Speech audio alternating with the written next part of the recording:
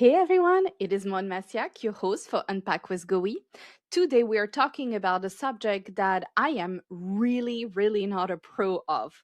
I invited Katie to have a chat about Disney and theme parks in general with kids. She is a pro, she lives, breathes Disney, she goes around the world to visit the parks. And I thought it was a really cool chat to have to get her perspective on what it feels like to travel in a different style than I usually do. I think you will love what she has to say. She's giving us, of course, tons of tips to enjoy the parks and maximize your budget. So stay tuned and let's unpack. Picture this. You're enjoying a book on the beach, your kids playing in the sand in the background. Wait a second. Let's keep it real here. If you've traveled with kids, you know that picture perfect vacation is rarely the whole story. Welcome to Unpack with Goey, the show where Maud sits down with family travel influencers to break down the feed. We're going behind the perfect aesthetic to find the real reality of traveling with kids, the good, the bad, and the messy. Get the raw, unfiltered tips you won't see on Instagram. It's time to dive in and unpack with Goey. Hey Katie, how you doing? Hi, good. Thanks for having me here. Of course, we are going to talk about something today that is actually not my forte at all. I've traveled the world and I've traveled for the past 10 years, but I'm always super intimidated in going to theme parks. Here, it's You're out not there. alone in that. A lot of people are. Yeah, I'm sure because the fact that it's like a lot of people at once, a possibility for my son to ask me things that I don't want to say yes to already cripples me. And add the really like the budget factor because like you can't miss it up, right? If you have a trip through Europe, you have like maybe a week, you spend a lot of money, but surely something positive is gonna come out of it. Yes. If you're spending a lot of money going to Disney or other theme parks that take quite a bit of your budget, but it's only a 1 day thing, it's a lot of pressure to make it happen. It is. It is. I'm not gonna lie. You are sharing profusely on how to enjoy theme parks in general, but specifically Disney.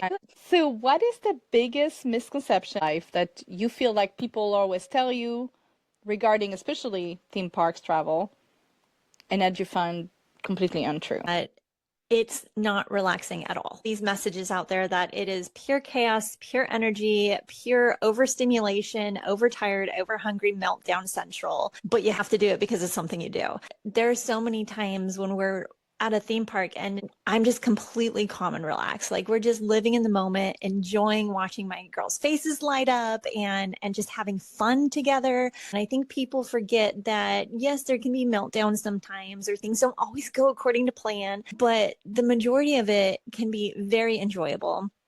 And even calm, relaxing moments, even at some place like a theme park. And I think that gets overlooked a lot.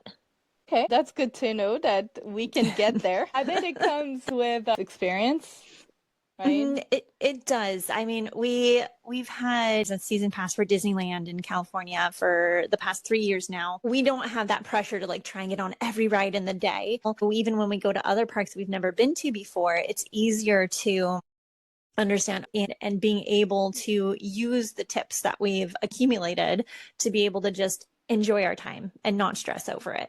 I love that. Okay, so she is not sponsored by Disney to say Not that. sponsored, I promise. Yeah, like because I do feel like the pressure comes a lot of time because you feel like it's like your one time of the year or something. Yes. So Yeah. Times. And even the kids, they get more acclimated and used to travel the more you do it. Same thing applies for theme parks. right.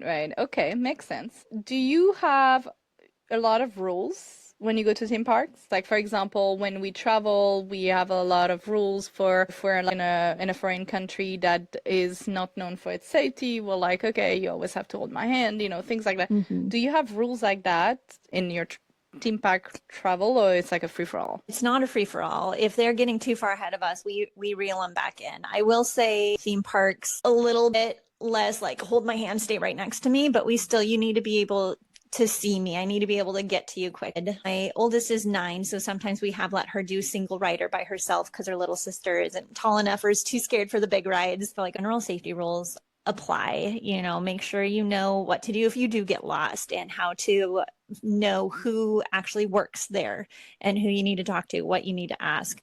You splurge on some extra treats and stuff, but we balance in the type of snacks, because if you're on a sugar high and sugar crash, you're just setting your day up for failure. Okay, you need some protein so you're not starving. You need to not have sugar for a little bit. We'll have another treat later, and kind of balance that out. So just things like that. Yeah, I suppose when you go more often, you treat it more like it's one-off splurge of everything, and then you incorporate it more as like it's our weekend fun, and like so some rules stays around, opposed to maybe a family that would go like once a year and then just be like, there's no more rules. Like let's just go.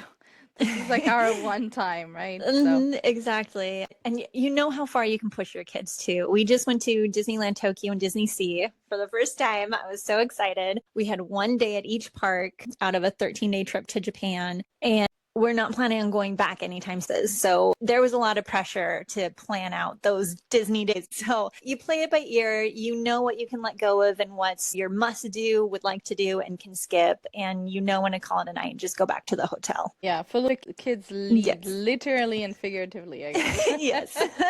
Keeps everybody happy. What is one rule you just let go of? I'd say the biggest thing is bedtime. We've always had open nap time, like from babies and toddlers, fall asleep when you need to, where you need to. My youngest has napped on so many Disneyland rides.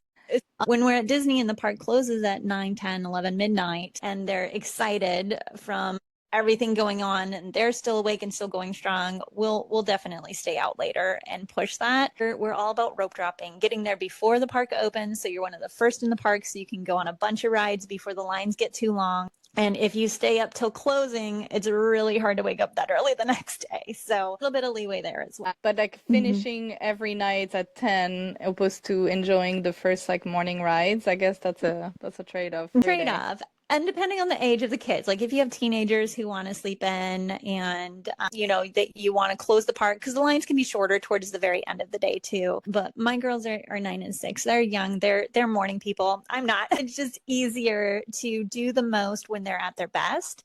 And then once they start, you know, mid-morning, lunchtime, getting tired, hungry, we don't have that pressure to try and keep going and force things because we've already done so much. So it's easier just to kind of let the rest of the day go, and we do what we can do and just have fun with it. What is one moment that you were like, this is not going on our feed? I mean, I feel I'm pretty honest. But again, I'm not taking like videos and pictures of my kids' meltdowns and posting those, you know, out of respect to them. You know, my own hanger is setting in that I just kind of gloss over. They're fed, they're happy, and then now it's your turn, and like there's nowhere inside, or it's just not gonna work out for you. And you know you're about to melt down, but you can't. Right. That's real. So you said you just did Disney Tokyo. I know that's a very exciting one. Or like a place you wouldn't go back to with your kids, either a theme park or like a destination. Theme park, I don't think there's a theme park we wouldn't go back to. I would say Amsterdam. We were there on a Northern European cruise, and the tour we did over to like the windmills and stuff, it was beautiful, lovely, but walking through the city, and I'm not a huge big city person to begin with, so it was just a little too overwhelming for me and just not my scene. So I wouldn't go back there with the kids. Okay, that's fair. Yeah, European cities can be, you know, a little bit overwhelming if you're not used to that kind of like setup, for sure. Do you have like a sort of like bucket list of doing all the Disney in the world? I do personally, yes. I think I got my kids on board with that. But we have our family bucket list of just destinations we want to go to. We want to go to Egypt, Australia, New Zealand. We actually went to Japan for spring break. We just got back a couple weeks ago, and it was between Japan or Thailand. And I will say I pushed towards Japan because of Disney. Right. Well, I want to go to both places, but if we go to Japan now, we can go to Disneyland Tokyo and Disney Sea. That was a factor in that choice, but usually we're just seeing what budget we have, where we haven't been in the world, what we want to do, and go from there. You just shared about your trip in Japan on Femme Travel Folio, and so I want to dive deeper into your feed. I wanted to know if it feels like it's always the same. When you go to those places, do you feel like you get your fill in like fun, new, exciting adventure, despite the fact that it's Disney is Disney and Legoland is Legoland, you know? Absolutely. And I will say that is something amazing about Disney in general is that there's so many storytelling layers to everything. Again, I've been going to Disneyland my whole life. You have your new rides that come in, new parades and new this, but just even other than that, the details that you miss or don't notice, you can't do everything in the park all at once. The cast members can make it unique and individual experiences. So there has not been a single 2 days that were the same in all the times we've been there. Going to Walt Disney World in Florida, going to Disney Tokyo, Disney Sea in Japan, you have that same Disney magic vibe, the Disney bubble, the great customer service, just the feeling in the park, but the details are so amazing. I will never get bored of going. I know that's something a lot of people say, well, isn't the same thing? What you see changes Mhm. based on the kids' Mhm. age too, right? Like Yes. one year to another, they're so different. Oh, So completely different. Toddlers are starting to be more aware of what's going on and knowing the characters and that recognition. It is, you have a completely different experience depending on the age and your kids' personalities too. right, right. Do you feel like there is something that you consistently find throughout your trips? If I go to this park, I'm always gonna get that no matter where I am in a country or the world. With going to theme parks, and again, Disney's been my world experience. We didn't get to go to Universal over in Japan, but you walk into the park and you get that theme park feeling. And I would say, especially with Disney, the level of customer service you receive is not different at all, even with the language barrier, because no, not everyone speaks English. The rides aren't even in English. Like you're in Japan, it's in Japanese, but they did not hesitate to whip out, Google Translate. And when you can rely on such a good, clean, fun, family-friendly experience, you let down your guard a little, you relax more, and you kind of have like your bubble, so to speak. I find that in theme parks is especially Disney World and Disneyland Tokyo, Disney Sea, they have wider walkways, so you have the crowds there, but you don't feel like you're in a crowd. So then, what about logistics? How do you plan, for example, for ages and thing to look for on the website before you get there? For any theme park, download the app. A lot of times you can familiarize yourself with the app. You can open up the different rides to see the height requirements and the description of it. If it's a dark ride, loud noises, it goes fast, has drop. All of those details are usually in the app, and you can see what kind of food they have, what the layout looks like. You can also have, your tickets pre-uploaded, your credit card information if you're mobile ordering food or anything like that. It can already be on there to make the day of more of a smooth process. Because it is a lot. And Disneyland I'm used to, so we go without even blinking an eye. But, when we go to new theme parks like Disneyland, Tokyo, Disney Sea, I think I spent more time planning those 2 days than the entire rest of our 13-day trip in Japan. Because, the fast pass system is completely different. Okay, well, what do we have to pay for? What's a free pass? I have to line up how early to make sure we get in because they go away by mid-morning. Like all the little nuances that are theme park specific to that location. I like diving into that research, but I know it's overwhelming for a lot of people. So that's is reflected in my content. I'm like, I did the research. This is what we found out when we actually went. It was helpful, was not helpful. Again, when we look at different platforms, it's missing. It's like, yeah, you should go to this because there's this cool character meet or whatever. But what about all the really important detail?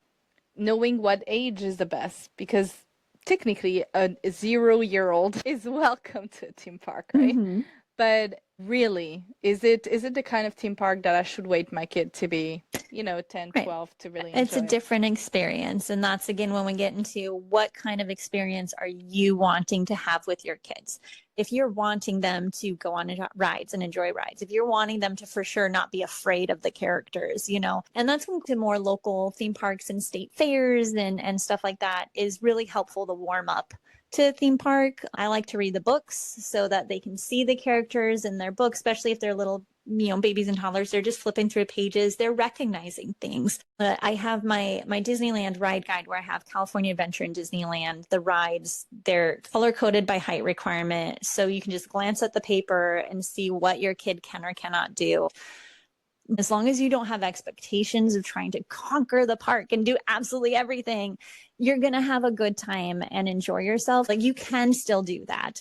I think a lot of people want to do so much planning because they want to make sure that they got their money's worth, they got their experience worth, and they did everything they wanted to do. And that's when you really need to dive into the details a little bit more.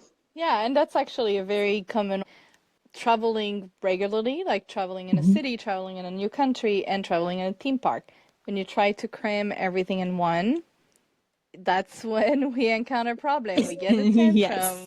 the disappointment, you know? So yeah, Exactly. no, 100%. So how many days do you usually plan? Do you have like days where you're like, okay, if we go to a new Disney park, this is how many days we need? Or do you adjust? What's your policy about I that? have my ideal number of days I would like to go. No, but that's a really fair point. Like, Legoland is a lot smaller than Disneyland out here in California. I would say you can do a lot in one day, 2 days if you don't want to rush.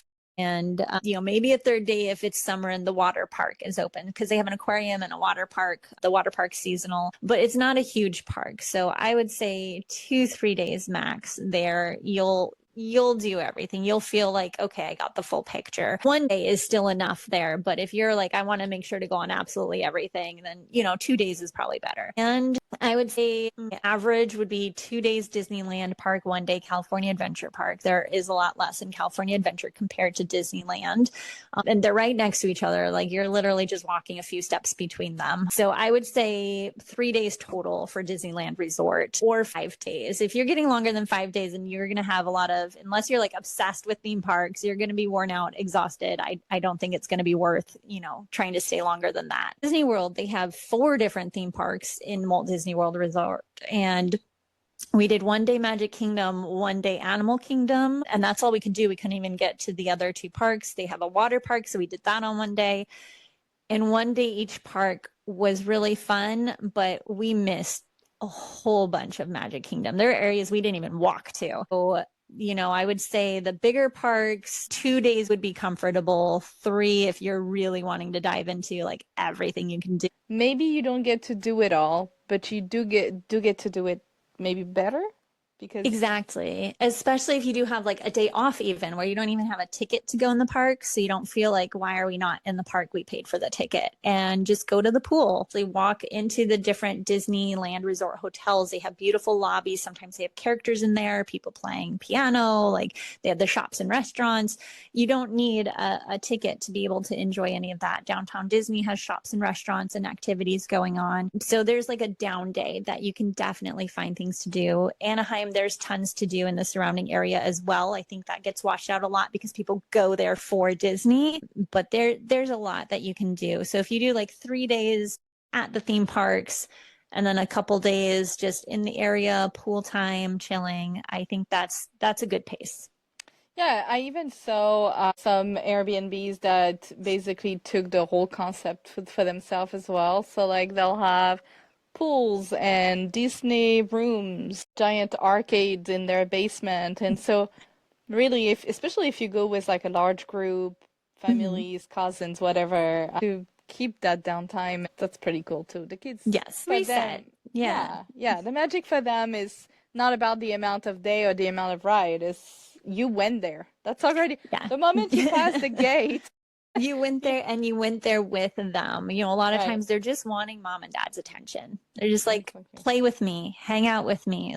Get off your phone, get off work, get off the computer. And I think that's another reason why vacations to me are more relaxing with kids, because I'm able to be the present mom I want to be. Like, I've got a list of things to do. I got to do the chores. I got to do the work. We got to get to soccer practice, like all the different things that you're always stressing about, doing laundry, dishes. Like, there's so much to finish doing. Vacation, you leave all that behind. When you're in a theme park, you're in a bubble where you like leave reality and you get to just allow yourself to enjoy your time with your loved ones. Right. And the mental load probably gets Mm-hmm. down too, right? Like you say, you leave all the chores, the whole mom guilt stuff. I mean, how can you have mom guilt when you're at a theme park, right? You're rocking it. Exactly. So it's like Exactly. a day off of mom guilt. Exactly. Exactly. So one hack that parents should know that you think should be illegal to know. I think there are two things, and I'm going to go back to rope drop as like the big one. And it's not a secret, but I still have people being like, what the heck is rope drop even? It's not a term you hear unless you're going to theme parks. And that's you're lining up before security. Like we're there half an hour to 45 minutes before security opens, which opens like an hour before the park does. So you're waiting anywhere from an hour and a half to 2 hours to get into the park. So when you get in, you can book those fast passes. In Tokyo, especially, they go really quick. So we've literally gone on like 7 rides before somebody's gone on their first or second because we got there that early. And I feel it's worth it because in line to get in the park, you can go to the restroom, you can eat your breakfast, get your sunscreen on, let them run around. It's not the same as waiting in a line in a queue for a ride.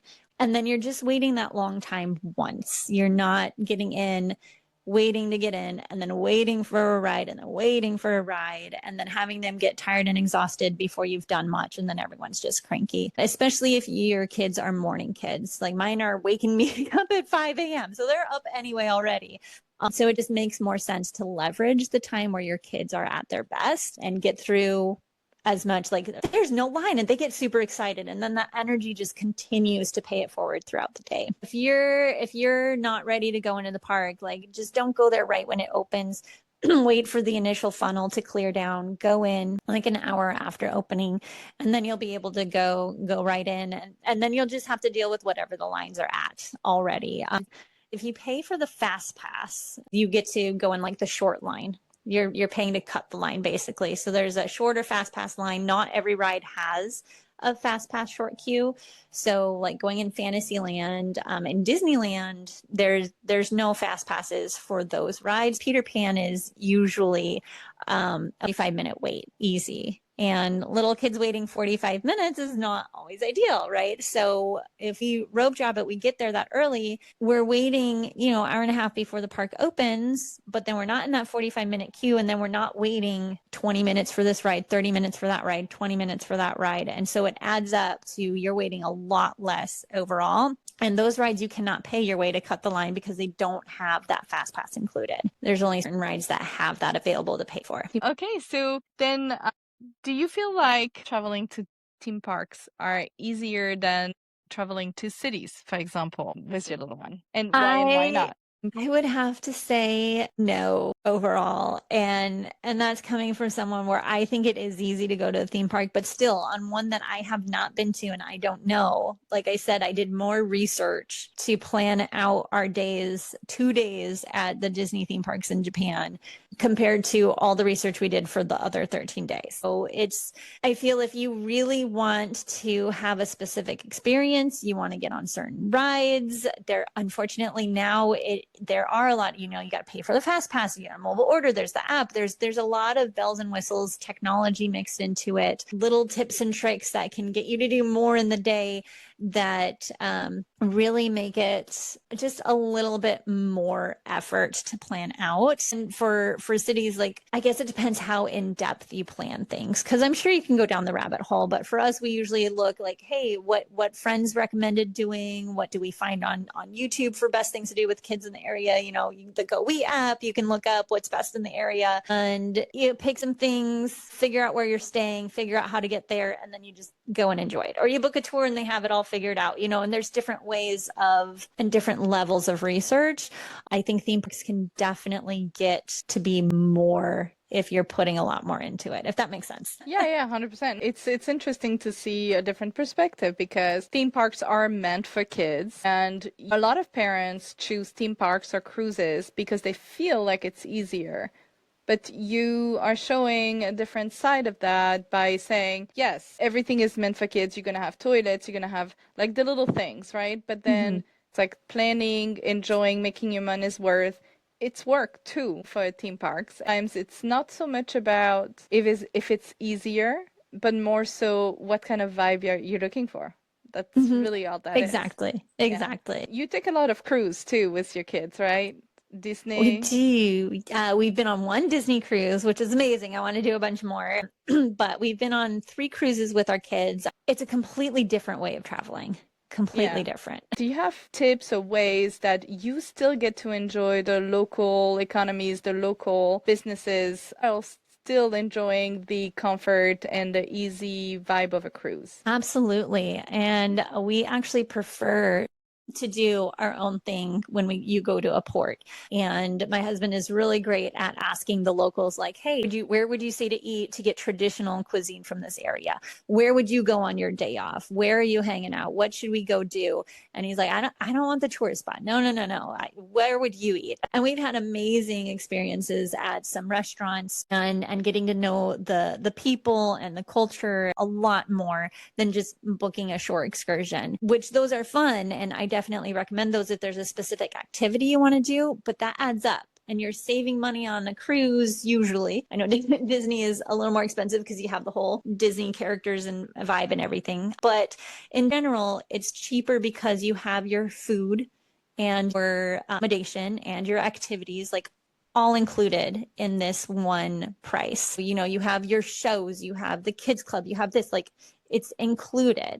But then you're adding on this tour and that tour at this stop and that stop, and it quickly gets very expensive. So to save money and budget, we just, okay, we'll just take a taxi to go here and we'll just walk around the botanical gardens. We'll ask the local, like, where should we go and eat? And we'll just walk around ourselves. And those are probably our favorite experiences, to be honest, when we're doing stuff like that. Yeah, so you pair up. This seems like actually a very interesting way to just get your cake and eat it too.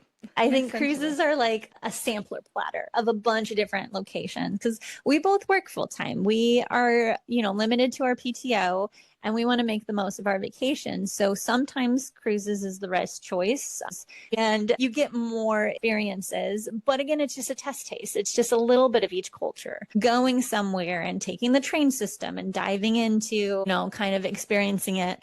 Always going to be a tourist, but more like the locals and seeing where they would go and hang out, and you have more time to explore that way. You do get more of the cultural experience. So it's a trade-off. Yeah. I mean, I can see the value of having very young children and having all your accommodation and your transport taken care of as well, right? So like, yes. Then when you are onshore, you can basically just go and have fun and explore instead of dealing with all the logistic. Exactly. Example, Japan, we're going from one hotel to another because we're Tokyo, Osaka, Kyoto.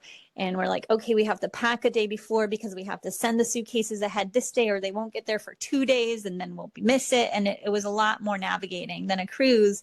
You're going to different places, but everything's going with you. Like you don't need to change hotels. You don't need to figure out any of that. Like your room is your room the whole time. Okay, yeah. I mean, I never thought about it that way because there's that stigma with cruise that you do the excursion that they give you and you do versus if you go out and you try to discover things a little bit more authentically, then you get to say, went to Amsterdam once and I actually did it. I didn't eat at the restaurant that the cruise brought me to. Exactly. So it's a great best of this world. Yeah, I love that. Yes. All right. So thank you so much, Katie. Before I let you go, I always love to do this little confession corner to really push the truth a little forward. Are you ready? All right. I'm ready. Okay, cool. So what's the most chaotic moment that made you think, why are we doing this? I think getting on that Shinkansen train in Japan when it was so crowded and we're being like shoved and pushed, like I had never experienced anything like that before. It was chaotic and it was like, oh my gosh, how are we doing this with little kids that can literally like fall down between the train and the platform? It was a little intense, but totally worth it. And again, that was the only experience out of the whole 2 weeks there where it was like that, getting on the train. Okay, so watch out, everyone. What is one thing you wish you knew before you started to travel with your kids? It was easier than I thought. We did start traveling with them both as babies. A lot easier to just get your feet wet and like orcs bringing a kid along and be like, I can actually do this. And they're free before they turn 3. So I wish we took advantage of that a little bit more to go to more places. And yeah, you shape them up too. Like bringing them in public shapes who they are and who they become as travelers. So definitely start early. That's always what I say. There's no, I mean, I guess the first few weeks, maybe not, but after that, it's fair game. Yes. Yeah. What is one thing you can share with us that it's an unpopular opinion, but you think it or you do it anyway? I would say the big one is that vacations with kids are vacations. They are relaxing. I have so many memories. Again, just like floating in the hot springs and napping in a hammock. And there's so many things that you can do on your trips with your kids where you're relaxing all together as a family. And I think there's just too much out there saying that I need a vacation from my vacation because it was just all work. It was fun and worth it for the memories, but man, with the kids there, it was just too chaotic. And I think I want to challenge people to get those other moments. And if you're not having them, figure out your itinerary a little differently so that you can have those breaths of moments and those relaxing, recharging. I mean, that's why we travel, right? We want to see the world and have adventure and fun, but also restart, refresh, rejuvenate our energy and our minds. And it is completely possible with kids in tow. And it just helps the family bond and dynamic when you're experiencing that together. Yes, it is not about filling every minute of the vacation with memories for them. Yes. Like you said earlier, just being present, not being at work, not being on your phone, not being doing your groceries, not mental loading constantly. Exactly. Kids crave that. They can sense it. So that's also their vacation that way. Yes. Making them busy is not always the answer. Exactly. Yeah. Okay, so a little quick rapid fire before I let you go. Best place for kids? Best place. You know what? I would have to say Norway. Norway was just amazing with all the different public playgrounds we passed by and the views and the food. And it was just a really amazing experience. So awesome. On my bucket list too. Snack MVP. So they don't get bored. But I think the biggest staple has always been yogurt pouches, non-perishable ones. So you don't need to refrigerate them, because they have protein in them. So they're hopefully not going to be hungry again 2 seconds later. And yogurt pouches don't have the crumbs. Been a really good staple. They're great to not make a mess in rental cars. Yes, yes. Yeah. Destination you never go back to? Yeah, Amsterdam. I was not my scene. One thing you always overpack? Always overpack. I think in the beginning, I overpacked too many toys and activities, as the destination is really, their playground. They're happy with a rock on the ground a lot of times. And you buy souvenirs too. Correct. So it's like you packed all this stuff, but then you're buying all this stuff and then it won't even fit in their little backpack. Yes, 100%. Especially for theme park travel, are you team plan it or wing it? Plan it. I don't think I could wing it if I tried. But also buffer in some downtime, some flexibility. 100%. Yeah, the buffer days. Yes. Never that. Yes. Sure. Thank you so much, Katie. It was wonderful to spend that time with you and learn all about your tips.